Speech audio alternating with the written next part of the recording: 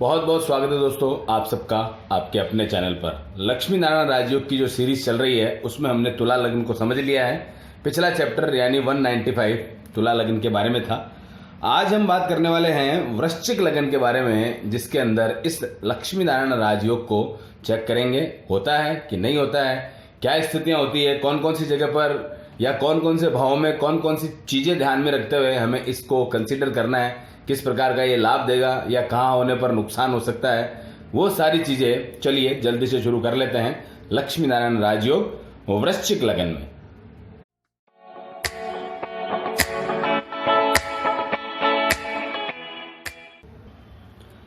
तो ये वृश्चिक लग्न का चार्ट आपके सामने इस प्रकार से 8वां नंबर अगर आपके कुंडली के प्रथम भाव यानी लगन भाव में लिखा है तो निश्चित है ये वृश्चिक लगन होगा।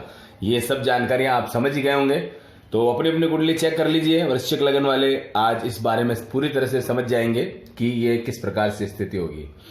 अच्छा दोस्तों, एक चीज शेयर कीजिएगा कि ये एक एक लगन को एक एक जो हमारा राजयोग बन रहा है या जो भी वीडियो है प्रत्येक लगन से क्या अच्छी तरह से समझ में आती है। यदि आप जिस भी लगन के हैं उसके लिए पूरी तरह से आपको ये जानकारी मिल जाए कि कौन कौन से भाव में होने पर क्या क्या स्थितियां रहेंगी, तो किस प्रकार से आपको सीखने में मदद मिलती है। जरूर इस बारे में अपनी जो भी अंदर की बात है, बिल्कुल जो आप इस बारे में फील करते हैं वो शेयर कीजिएगा, ताकि मुझे लगे कि यस ये करना है, इसको किस प्रकार से और बढ़िया बेहतरीन तरीके से वीडियो बनाया जा सके, वो आप लोगों के लिए ही कहीं ना कहीं फायदे की बात देखते हुए उसको उसी प्रकार से डिजाइन किया जाएगा। तो दोस्तों, बात कर रहे हैं हम बुध और शुक्र की। ये यदि प्रथम भाव में हो तो लक्ष्मी नारायण राजयोग की कैलकुलेशन मानी जाती है, बल्कि कहीं पर भी इसकी युति हो तो लक्ष्मी नारायण राजयोग माना जाता है। लेकिन चूंकि आप देख चुके हैं, सर्वप्रथम तो शर्त यही है कि दोनों योग कारक ग्रह होने चाहिए। तो इतनी देर हम जो भी बात कर रहे थे 5वां 6वां 7वां लगन, ये लगभग आपको इनके मित्रों की ही बात नजर आ रही थी, यानी मित्र जो ग्रह हैं और लगन भी कहीं ना कहीं मित्र के ही फेवरेबल हो रहे थे, तो एक अच्छी स्थिति बन रही थी। लेकिन अब बात कर रहे हैं मंगल के लगन की, और मंगल के लगन में आपने देखा था कि मंगल, जैसे हमने पहले लगन के लिए एक फॉर्मूला बनाया था, आपने चेक किया उसमें, तो ये उसकी स्थिति थी। मंगल बुध और शुक्र के परस्पर में शत्रु हैं। कैसे? तो बुध यहाँ पर मंगल का शत्रु हो गया और मंगल यहाँ पर शुक्र का। ये तीनों का आपस में कोई कॉम्बिनेशन नहीं है, बुध और शुक्र एक तरफ और मंगल एक तरफ। तो यानी कि ये शत्रुता का भाव रखते हैं।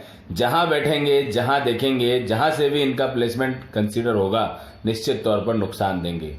बुध दिक्बल को प्राप्त कर रहे हैं, लेकिन मारक ग्रह दिग्बल को प्राप्त कर रहे हैं। बुद्धि जरूर हो सकती है ऐसे व्यक्ति में, बुद्धिमान होगा, लेकिन उस बुद्धि का अपने लिए यह सदुपयोग हो जाए इसकी संभावनाएं काफी कम रहती है। इसी के साथ में शुक्र यहाँ बैठे हैं, तो प्रथम भाव में मारक ग्रह का बैठना हालांकि वैवाहिक जीवन के लिए अच्छी स्थिति है, लेकिन कहीं ना कहीं ये स्थिति लगन को यानी लगन के तत्वों को कहीं ना मैच नहीं करेगी, और मैच नहीं करने की वजह से ये एक बेहद खराब स्थिति मानी जाएगी। अगर इस कॉम्बिनेशन में यहाँ है तो किसी भी स्थिति में आपका ये नहीं बन पाएगा।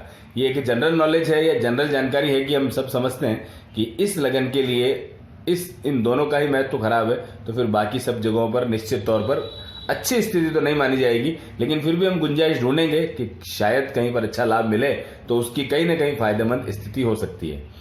चलिए बात करते हैं इस जगह की। तो यहाँ मतलब सेकंड भाव को हम देखेंगे। सेकंड भाव में अगर ये दोनों चले जाते हैं तो इसमें एक राजयोग फलित होता है। दूसरे का कनेक्शन 11वें से, 11वें का कनेक्शन दूसरे से, तो महालक्ष्मी नाम का राजयोग बन जाता है। यानी अगर ये यहाँ बुध यहाँ पर है तो सबसे पहले तो ये एक राजयोग बन जाएगा।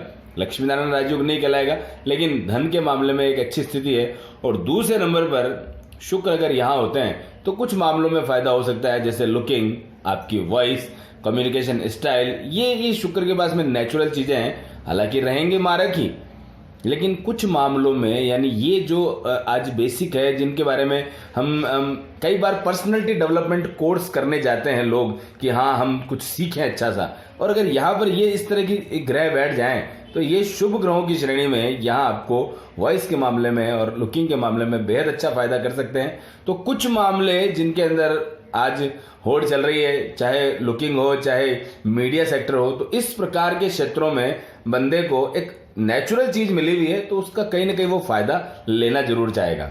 बात योग कारक मारक की हम कर रहे थे, तो मारकत्व ही नजर आएगा।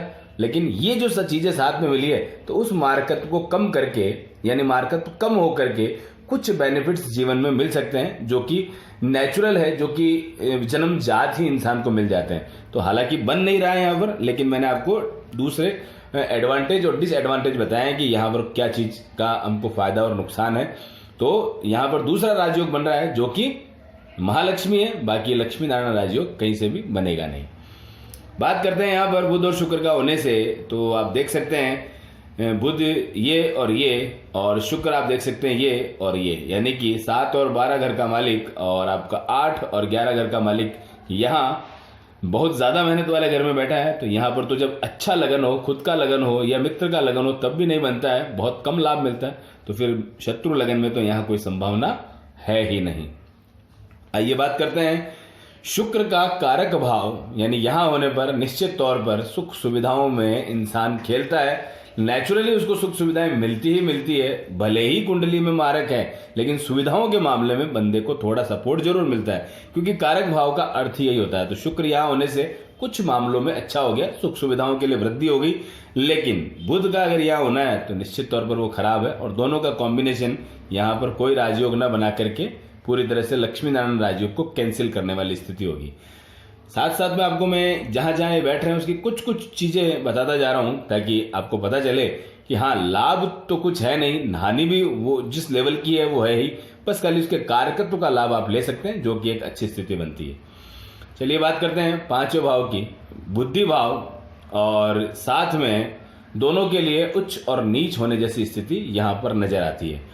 तो आप देख सकते हैं अगर बुध यहां आ गए तो सबसे पहले तो बुध का विपरीत जो नीच भंग राजयोग बनेगा, क्योंकि बुध यहां आकर के नीच हो जाते हैं और शुक्र यहां उच्च हो रहे हैं। तो एक अच्छी स्थिति, उच्च का ग्रह सदैव अच्छे फल देने के लिए बाध्य हो जाता है। तो यहां नीच भंग राजयोग को आप एक कैलकुलेट कर सकते हैं, और लक्ष्मी नारायण राजयोग का भी लगभग 50% लाभ लिया जा सकता है, क्योंकि इस कुंडली में फिर नीच भंग के बाद में बुध मारक ना रह करके योग कारक हो जाएंगे, और शुक्र उच्च होने से कुछ न कुछ लाभ इंसान को अच्छा दिलाते रहेंगे। तो आप 50% मान सकते हैं कि यहाँ लाभ मिल सकता है। हालांकि जितना लक्ष्मी नारायण राजयोग का लाभ अपने मित्र लग्नों में मिलता है उतना नहीं, लेकिन फिर भी स्थिति अपेक्षाकृत अभी तक के जो 5 घर देखे हैं उनमें से 4 में तो कुछ भी नहीं था, लेकिन यहाँ कुछ न कुछ लाभ अवश्य ही देखने को मिलेगा। चलिए बात करते हैं, यहां आप देखेंगे बुध और शुक्र दोनों ही विपरीत राशियों की श्रेणी में आते हैं, क्योंकि एक की राशि यहां पर है और एक की राशि यहां है, यानी कि 12 और 8 इन दोनों घरों में है। तो यहां यदि ये होते हैं तो विपरीत राजयोग की श्रेणी बनती है, जिसकी भी है दोनों ही हैं तो दोनों के ही बनेंगे। और बाकी लक्ष्मी नारायण राजयोग को यहाँ नहीं मतलब गिना नहीं जाएगा, कंसीडर नहीं किया जाएगा, क्योंकि तृक भाव में इस प्रकार के महत्वपूर्ण राजयोग का कोई लाभ नहीं। लेकिन विपरीत राजयोग का लाभ इस प्रकार का है कि वो लक्ष्मी नारायण जैसा ही कहीं ना कहीं लाभ जीवन में दे देगा। तो यहां हमने विपरीत राजयोग की बात करी है, जो कि बन गया है। यहां बात करते हैं तो शुक्र अपने भाव में कुछ अच्छी स्थितियां, लेकिन बुध का यहां बैठना उचित नहीं, तो यहां पर भी ये राजयोग नहीं बनेगा। चलिए बात करते हैं आगे, तो यही सेम स्थिति यहां पर है, तो निश्चित तौर पर विपरीत राजयोग बन सकता है। लक्ष्मी नारायण राजयोग की बात करना उचित नहीं। भाग्य भाव की बात करते हैं, आप समझ ही गए, इतने में हमने जो डिटेल समझी है वही सब बाकी जगह पर एप्लीकेबल होगी।